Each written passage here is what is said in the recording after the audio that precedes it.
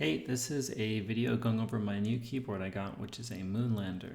Um, I thought I'd put this up because when I was researching the Moonlander, I was looking at like every YouTube video I could find to figure out if this was something I wanted to get or not. I'm glad I got it, but I figured I'd put this up in case others are trying to figure out and evaluate whether they want this or not.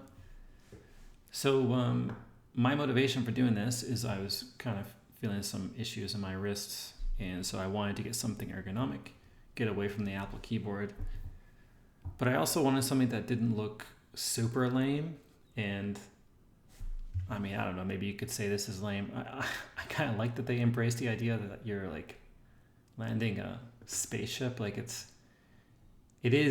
does look crazy. And so they just go with it, you know? And I was like, oh, that's cool. It's kind of, I don't know, I think it looks pretty cool. So I got the black one. And when I got it opened up, set up, I'm like, oh man, I feel like the Mandalorian here. Like it looks so awesome. So I was really happy, but I quickly felt overwhelmed. I just couldn't get it. I mean, there's a few challenges here. One is it's a split keyboard. That's different. The second one is that there's columns. That's different. I mean, those two things alone are a lot to get used to. But then these thumb sections are very weird, and then there's like a lot of keys. I mean, it's just like it's a lot to get used to, and I don't know, it just wasn't clicking for me. And I noticed when I watched other people's videos that some of them took away keys, and I thought, well, maybe that's what I should do. I feel overwhelmed. Maybe that's the answer. So that's what I did, and here's what I got. So it's very different. So first of all, this is the way it's supposed to be, like this. And then here's the thumb sections here. So I did away with the thumb sections and I'm just using the keys. So that actually is way better because when I'm like this, normally when you get the Moonlander as is, your thumbs are like way out here, and that's just that doesn't feel good to me. So replacing that with thumb keys, just like it has normal keys, that feels way better to me. So yeah, let me take you through how I use this thing and how I can use these low number of keys here. So first of all, if you get rid of the thumb keys here, it's just like a QWERTY setup. Each side has a 5x3 grid. It's pretty normal.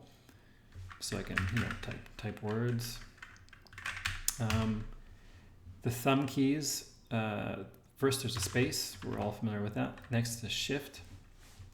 You use the shift a lot. Like I didn't realize how much you use it until I was trying to like configure this thing.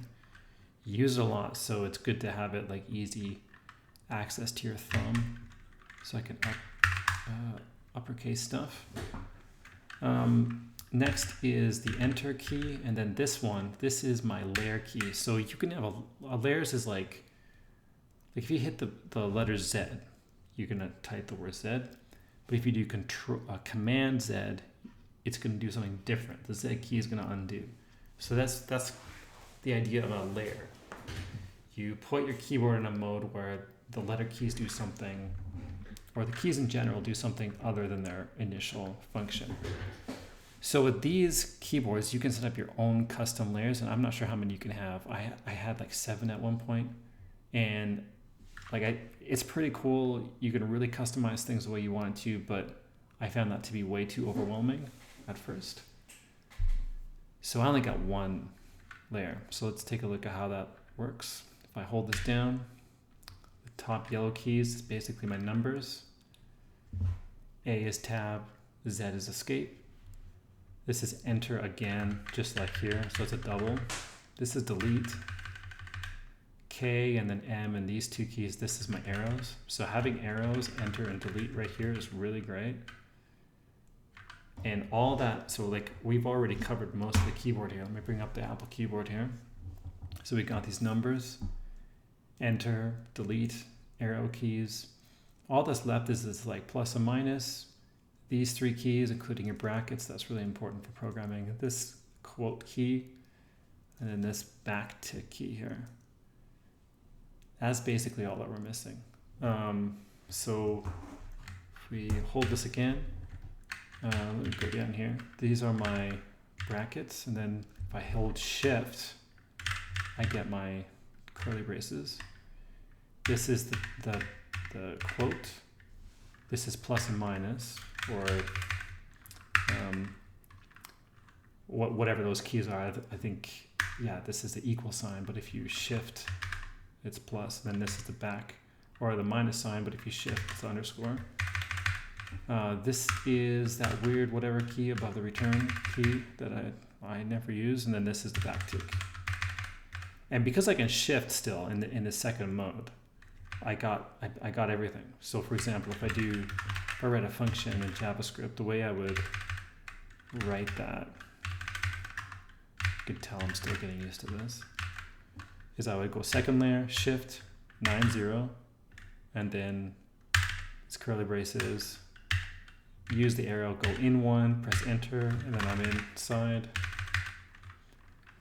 Let's imagine I want to return like a 200 or something. Go to my second layer, like that. So you got everything. The only thing you're missing is your modifier keys, and the way I'm doing that is you can customize these keys to have a second function if you hold them. So S, D, F correspond to the Control Option Command key, and it's the same with L, K, J. So for example, if I want to undo, I hold J. So now I'm actually holding the Command key. Press Z, I'm undoing. If I want to like delete something, go on my second layer, I reserved S, D, F to be those hold keys. Hold F, and then which is Command, and now I'm deleting the whole line versus just one character at a time. So this is just regular delete, but I'm using my modifier to delete the whole line there. So yeah, so you got everything. So everything that's on your normal Apple keyboard, you can fit into 2 layers with or one normal mode and then 1 layer on top. So that's how I use my keyboard. Just putting this up in case others are researching this keyboard and wanting to know how other people do it. That's how I do it.